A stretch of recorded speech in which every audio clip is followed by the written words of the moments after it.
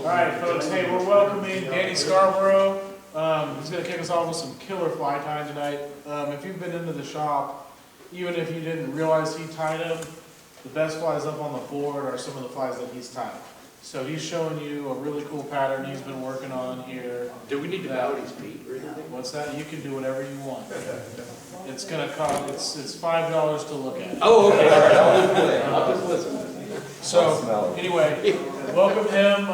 This guy fishes super hard and does a lot of groundwork. For every day he's out there on the water with a customer or client, he's putting 2 or 3 days in at least. So, somebody who takes pride in species and knowing the waterways and all that. But in this case, you're going to see some killer fly tying here that is beyond anything that even I mess around with. So. This one's cool. Biggest bass I know of caught on a fly, I mean in a long time, was taken on this fly with him, with the DFF member Tom Ross this spring. So 10 and a half. 10 and a half, 10.6, depends on when you ask. Yeah. So, anyway, 100% 10 and a half pound bass. big old fish. Yeah, big old fish taken in the gunk on this guy. So he's going to do a couple flies. He's going to start you out with that guy. He calls it the weedless fly. I call it the flip flop because it looks like a flip flop. It does, yeah, it's kind of Yeah, flip-flop. so anyway, yeah, welcome Danny, and enjoy. Thanks, guys. So the first thing I was going to tie was going to be the clouser, but Dan talked about that. I kind of ruined that. Yeah. That's I will still do one if you want. I don't know if this video is working or not.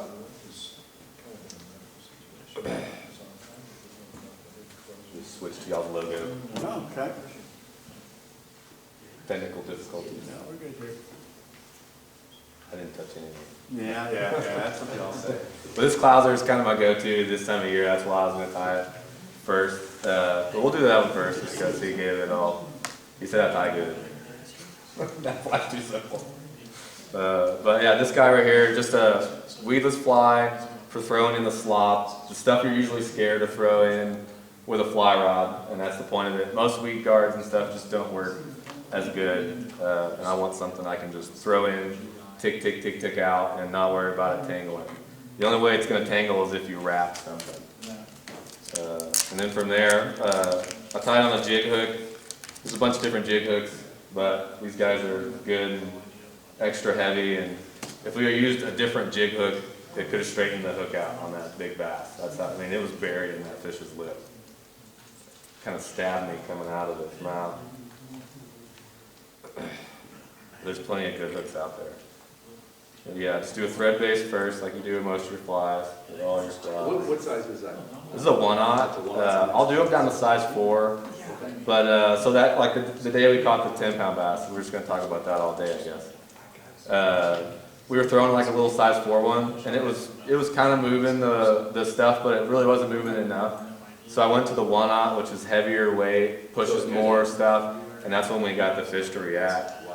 Now the day before, the bass didn't care; they were eating that size 4, but we caught that big. We had caught nothing when I switched to that the next day, but switched to the big one, and boom, we got that fish. And we were about to leave, like really, a couple more casts, change spots, and then fish eat. I think the pond is across the cul-de-sac from where we live. It's an HOA. And it gets a lot of pressure, but it's all big for sure. Yeah, For the most part. like heavy pressured lakes still aren't getting the fly pressure, and sometimes just doing the different smaller flies or something makes a difference. 313 out of there, which is the biggest one they've had in the last 5 or 6 years. It's just there's too much gunk, so people don't mess with it. Yeah, and that's why I like fishing that stuff because and even now like the big bass guys, they're all into the stuff behind the hook. Yeah. They're all using live scope and doing deep water stuff. So even more, these shallow fish aren't getting messed with, especially in heavy color. So this part of it, the weight does kind of matter depending on the amount of foam you're going to put into this fly. It kind of will help counter it and help push the water. And sometimes I want it to kind of sink slowly if it's not on vegetation or anything, and that you'll see the swirl when it gets on the descent. So I like to do maybe medium lead or whatever these size are, roughly about the same as medium lead eyes, down to small. After that, the weight's kind of not really countering the foam. And then it just floats. It just, and it'll still work like that, but I really want that weight to help drive it, push it around. Okay. Uh, Cause a little. Yeah, the pondweed, lily pads, duckweed, whatever you're throwing it in. And I really like it to kind of, because the shape of the foam, you kind of see it has that little lip on there. It'll kind of wiggle and stuff too because of that, and it kind of comes to life when it's dropping off a lily pad or something like that. So just X-wrap these eyes in. I kind of see the length from where I'm tying it. You want to leave that gap right there too. Once you see what we do at the end, that's where your weed guard and everything else is going to go. So that's important. Just get that guy tied in here. There's a bunch of different ways to lock it. I just kind of do some crisscrosses and some X-wraps. And build base in front of it, behind it. Doesn't have to be perfect, just make sure it's kind of locked in there. Is that 70 or? So I'm using 210 denier. Yeah, 70 would work though. 210 gives you a little bit more. Yeah, just More 210 is my go-to on everything. It's a good general midway. I wouldn't want to tie a bunch of small nymphs with it, but depending on, like, if it's not a complicated nymph, I can get away with, you know, keeping my wraps low and stuff like that. Then from there, so the whole platform of this fly doesn't really matter. It's really all about the weed guard. So you can really do anything here for the body, but I'm just going to do generally what I do, which is just rabbit strip, some flash of some sort, sometimes legs here. The length can be anywhere from 3 to 4 inches. You can kind of play with it. It just depends what you want. I don't want to go too long, but I don't want to go too short. Yeah, you will with the rabbitol a little bit, but with the weed guard and everything, it kind of helps deflect it, so you don't have to worry about it as much. But it will. It gets wet and it gets slings around. You could do other things to lock it in better or make it stiffer, like with the mono guard or whatever, how they do for tarpon flies. But it doesn't get in the way too much, so I don't really worry about it. And that's where, like, the next part of doing the flash here or something also can help. If it's like a stiffer material or whatever, I just use them when I have at the house. Sometimes you can put legs here if you want. I kind of like doing this where I do the legs at the end.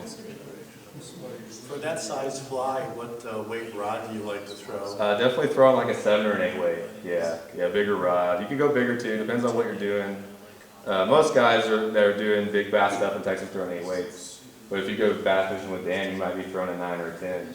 So it just depends on the flies you're throwing and stuff like Have that. that on a winch. Yeah. Dan uses some big stuff, big flies, 2 rig flies, and bass don't mind that. You see what the conventional guys are I put a 2-rig throwing. fly through Pat's head and next thing. I believe it. I fished with him a few times on the raft, and it's pretty dangerous. Duck and weave. Anytime there's a big rock next to the boat, you know one's coming. On the Brazos, it's all about the big rocks. Yeah, just kind of build a nice little base of flash. This is like the smallest I would go with the flash, but just something to kind of build a little bit there for the rabbit and all that stuff too, that's going to go on top of this. But again, this part is more just filler and making it look like something a fish might would eat in heavy color. So you could be as creative as you want here. Instead of rabbit, you could do craft fur or anything else. Get that kind of in there in case there's any flash locked in there, pull it out. Is that Polar Chanel? This is a filler flash, I think, like maybe plain chocolate filler flash, but same kind of stuff. Polar Chenille might actually be better. If I had like a little bit longer fiber on this one, I'd prefer, I think, a little more.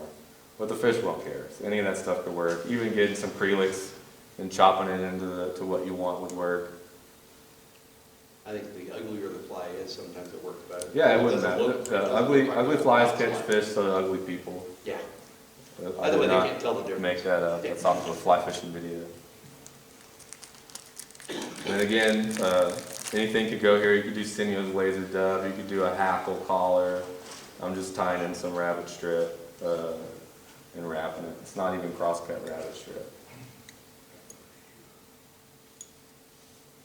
And they do sell cross-cut rabbit strip, and it would ride a little better with it, but you can get away without buying cross-cut. Does it give it more rigidity when it's a cross-cut? It just stacks on there better stacks because it's better. cut with the grain of the hair better. But you can just do this, you know, pull your hair back, keep a just wide enough in between the strip, you can kind of see right there. Okay. I'm wrapping over like the length of the leather strip forward. And it'll look a little rougher in terms of like the finished part, but once you get it wet, Yeah, then it won't matter. settles. Just kind of locking that in like that.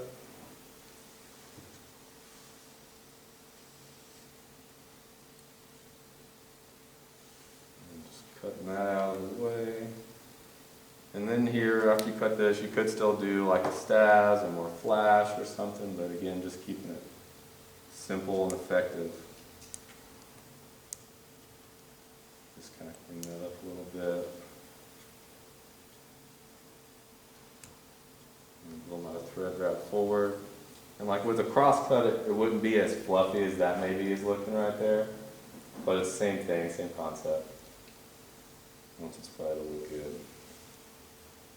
And then on this Are part, the bass a little more picky towards, like largemouth, are they more a chartreuse or olive color? it just Or does depends it on the really day. matter? Yeah, it's hard to say it doesn't matter because some days they'll hit other colors better. Okay. Sometimes it doesn't seem like it matters though. Oh. But I kind of cycle through the same colors, black, Just to see. chartreuse, white, like just See what general you get. stuff, yeah. Okay. And play with it. That day, the fish are gonna tell you what they want. But yeah, it just depends. We've had them hitting pink and chartreuse better some days. And it's like there's nothing in the water that's pink and chartreuse Interesting. that I'm aware of. It reacts differently and Yeah. it looks different. And bass are just big time reaction eaters. They're not scared of anything. They're the predator. Yeah. In most of their water, there's nothing else eating them except for other bass. Even gar and stuff like that aren't really a problem for most bass. So I guess I should do this part. So yeah, this will be one of the unique parts. So I'll take foam and figure out this part and cut it into strips about a ½ inch wide or so. You can kind of play with it. The width and stuff like that will matter. But then I kind of take the strip, double it over, and you want to kind of judge it according, like you kind of bend it and you kind of tell.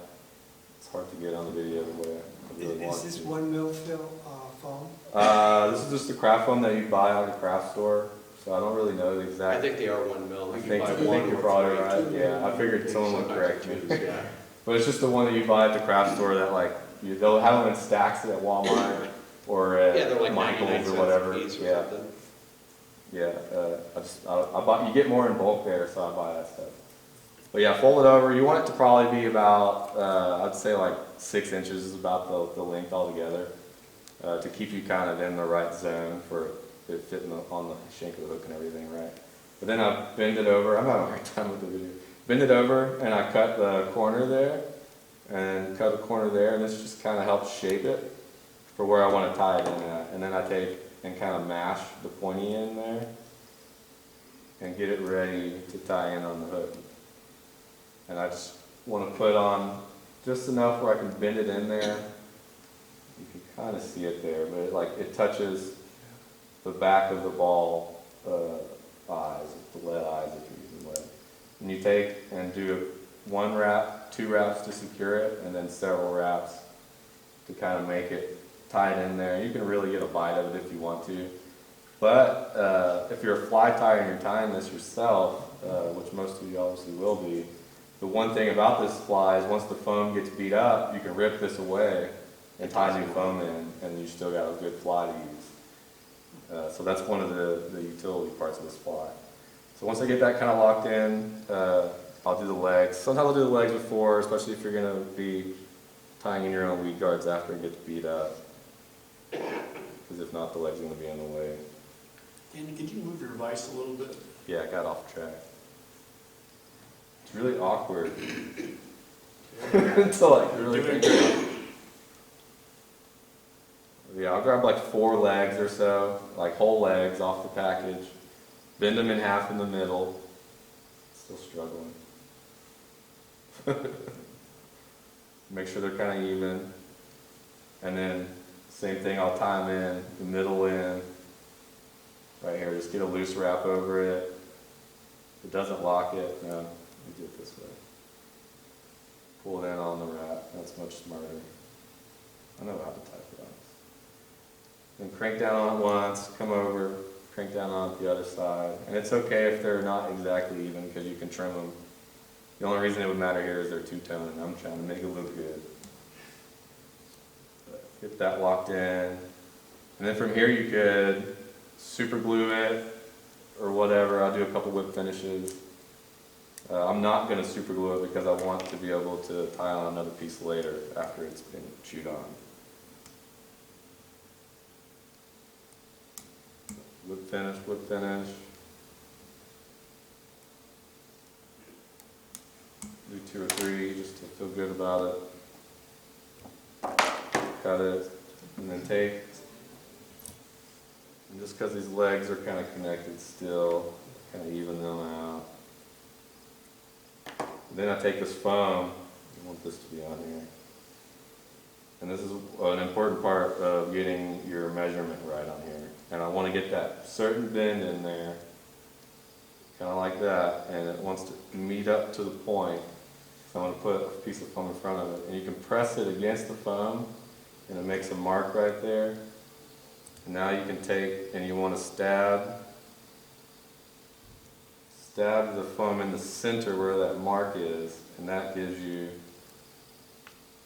your pull-through spot. I know I'm kind of getting off. And then you pull that through, and if it's a little off, you can kind of rip it a little bit. But that right there is going to make a perfect little weedless fly. Now I take and I glue a piece of foam in right here. I already kind of have like a pre-made little square. And then just to make it look good, like nip a corner off. Nip a corner off, and then take a little dab of super glue right above the hook right here. Dab a little bit of super glue there, and put that, get this on that dab of glue, but right up to that hook point, it butts up to it. You see there? And that makes it completely leadless that way. Just kind of an extra little step. And then once it gets chewed and beat up and all that, no worries. Now you still have this tacky back here part. The fish wouldn't care probably, but I take and just pick maybe about a ½ inch behind the bend. Cut that off just to make it look good, nip a corner. Not nip my thumb, nip a corner. And boom, you have a truly weedless fly. And there's so little hook point exposed there. I would have thought, oh, you're going to miss a bunch of fish. But yeah, bass will just crush that, and when you hook it, like strip set, hook set, you're going to get it. I almost glued myself to the fly. Hopefully that showed up good enough on video. But it's a goofy kind of looking fly, goofy looking concept, but the concept works very well. If you're going to fish bass shallow and heavy cover, I would have that fly. So do you do mostly short strips? Yeah, a lot of like super long steady strips, So it's or gonna like be super short tick tick tick strips. Okay. Either Change the base a one, little bit. depending on how it's dragging over the vegetation. Okay. I don't want it to be skipping a whole lot of holes. I want it to like set in certain spots. So a lot of time, the little tick tick tick works, and that'll also help just kind of pull it over little stuff it gets caught on. Okay. Or long and steady, but sometimes that'll set the hook into stuff too, depending on how it's caught. Because But sometimes it's on pretty the weedless. the slack, whether Yeah. it's settling or otherwise. Now, the more that fly gets ate, the less weedless it's going to be too. So like you're stabbing it into foam after a while and stuff like that. But it takes 5 to 10 fish at least before it's really. I mean, a real big fish beats it up too. But so it does the can fly take it. float and then dip down and strip it? Yeah, basically it'll float initially, and then it has like a slow sink rate. And that's where you can play with having the medium lead or the small lead, or even smaller if you're downsizing it and stuff like that. But a lot of it I'm doing medium or small lead. And I forget exactly what that weighs. But Yeah, okay, good. permit guy, I should know. We weigh everything. And then Have if you y'all tried want that with any other hooks? yeah, there's some other jig hooks and stuff I'll use, but Yeah, see, I've never tried I'm jig hooks. really into And this I- jig but I can hook, see that and would this work one in better with particular that. is expensive, but it's strong. Yeah, Umpqua's, they were a sponsor of mine. Yeah. I fished up in Yeah, that's like the strongest, best jig hook out there, and they could still They make improve good on it. quality. They could still improve on it. Yeah, oh yeah. But I mean, the points are definitely, Yeah. they are hard. Yeah, all the other saltwater jig hooks that exist suck though. Yeah, I would not trust them on any saltwater fish that runs, which are all of them. From there, we can do any more questions on it or anything, or we can do the Sinio's clouser, or it's just a simple little two material Yeah, fly. let's do it. It's up to y'all.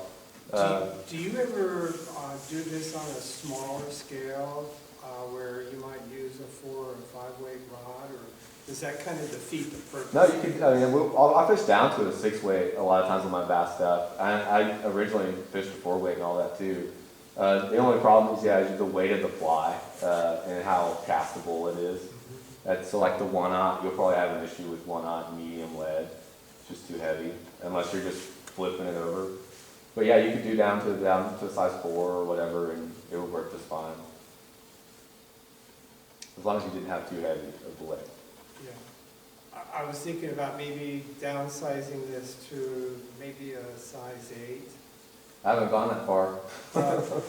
I'm used to fishing. There's no reason you 5 couldn't. weight. Yeah, I don't see why you couldn't. But it's like a size 4 jig hook seemed just fine. I have one on the dashboard of my truck right now. I have one in here for probably a 5 weight, 4 weight maybe. Just depends on the 4 weight. On the rod you're using too. I mean, usually they're softer rods. But yeah, I mean, you can definitely do it for sure. Just play with it a little bit. Figure out, maybe just deal with it not casting good. Just use a short leader, get it out there. It's more about catching the fish. Floating line primarily? Yeah, floating line, short leader. You want as little knots or anything as possible. If you're really like a nut about it, you might even heat shrink your loop-to-loop connection. Okay. Because that would make it just perfect. Your only problem then is the knot to your fly. Okay. Yeah, 20 pound to 30 pound. You could even go 40 if you want, but you don't probably need to. Okay. That 30 pound, 25 pound. Yeah, I is like floor perfect. curtain. Yeah, and like 4 You foot's can like get, the you can get a whole longest. bunch of it. 4 foot's probably the longest I'm going. Okay. Maybe 5. Because of the. Yeah, you could go 6, I guess. That would be like the longest I would go. But Okay. yeah, like Okay. trying to go short to the fly line. Anything else on the top water thing? If not, we'll just do the clouser. So the clouser is just kind of like, clousers are simple, fast, just a way to do one with 2 materials, and it equates some flash into it as well. I guess it's 4 materials with red and lead eyes or whatever, but super versatile and quick tie, kind of falls into the guide fly. And they catch fish everywhere, really. Same thing, thread base.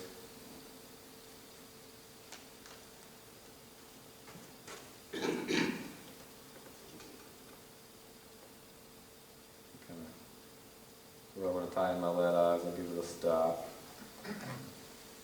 And here I'm doing usually extra small lead or small lead eyes for most of my white bass, crappie stuff. Throwing a 4 weight, 3 weight, 2 weight, sometimes a 5 weight, so not going too heavy on it. Maybe I forgot about that. I did too.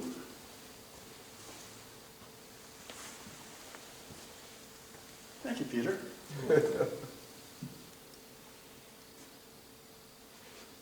Well, Jan called in and said, I can't hear. I think it makes sense now, Jan.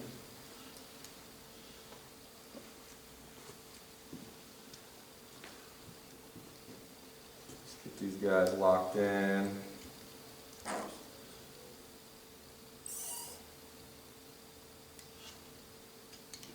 Maybe I can only tie big stuff.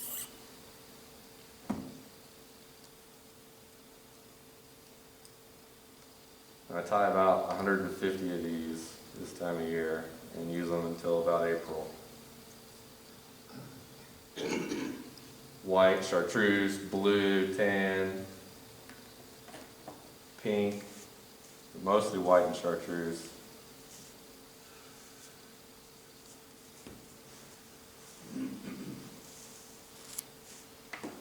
So you could do, any material here, deer hair, even EP or some material like it, but I'm doing some craft fur. I kind of have like an off-white cream color. I really like that off-white and clear water too. It's just not quite as bright as the white is. I don't know if the fish really care, but and tie that in just above the lead eyes. Still have, then lock in behind the lead. and then wrap all the way to where you stop your thread about the bend of that hook. Couple wraps and then wrap forward. That just locks it in, makes it look good. These flies are going to catch 20, 30 fish sometimes or one log. You do want to kind of make it last if you can. Clean that up, and then you could add flash here if you wanted to, but just because I tie so many and use so many and don't want to worry about losing them on logs and stuff, I just do that tail and then some Sinyo's laser dove, and it already has different flash in it. And you just take like a nice little clump out, kind of clean it up. It's always kind of messy at first. Just take each end and keep stacking it back on itself. That'll help get all those extra loose fibers and not waste them. You'll end up with like kind of a piece like that, and I kind of want to have it pinched in the middle about where I want to tie it in, and then take and put it on the other side of the fly and do one tight wrap, another tight wrap, and I'm kind of leaving it on one side because I'm going to pull the other one on the other side. A couple wraps forward just to lock it in there, and then just pulling it back. Loose wraps, and basically done right there. Just lock it in, make it look good. Fish don't really care. And whip finish it, and that's it. That'll catch white bass, crappie, even some spotted and largemouth on the creeks all day long. And then the beauty of it is you can do any color, it's super fast and low stress, and you lose it on a log. Now you come in here, you can add some super glue and stuff. I do have some super glue, but that's it. That'll catch pretty much fish anywhere too. You can tie it on any hook, do anything. But yeah, any color, pink, blue, chartreuse are kind of my rotation for my white bass and crappie flies. Very rarely do I have to play with other colors. Out here on the clearer stuff, tan and stuff like that, off-white can be really killer with maybe like a little something else. You could also do 2 stacks of Sinyo's to do 2 different colors or something. But yeah, super simple, effective clouser. Just another way to tie a clouser. Yeah, you can throw these at trout and all that stuff too. But just this time of year, I'm throwing them at the white bass. You ever tie that in a bend back? Yeah, you definitely could. I haven't. I don't know. I haven't tied with bend backs in forever. I don't know why. But yeah, totally. Bend back would be a killer. Just to give you a little more weedlessness. Yeah, yeah. Most of my stuff, I don't have to worry about that. But like what you're dealing with algae blooms and stuff like that, it would probably make sense. Yeah. Yeah. Most of the time, I'm just worried about sand, gravel, and sticks. Yeah, other than that, to fish when you pull back. Lake Houston just like the feeder creeks. Lake Houston just doesn't really get the algae stuff until like June, and then it's like carp are here because there's algae here. Any questions about that? I think it's pretty straightforward, easy fly. I just wanted to have something that was easy and then show off the little weedless thing as we go into spring. Highly recommend playing with the weedless fly. Now, do they attack that, the weedless a little bit more during pre-spawn and spawn? It just depends on how they're being, where they're staging at. Yeah, more like, I don't know. Yeah, the females aren't on the beds yet, early, so not early necessarily, but as soon as topwater, as soon as topwater starts turning on, it's fishable. You'll start having males stay shallow up in the skinniest water they can get in. Sometimes we'll get a flood or rain then, and then they'll push back even further, and that fly is just gonna work for that stuff. Yeah.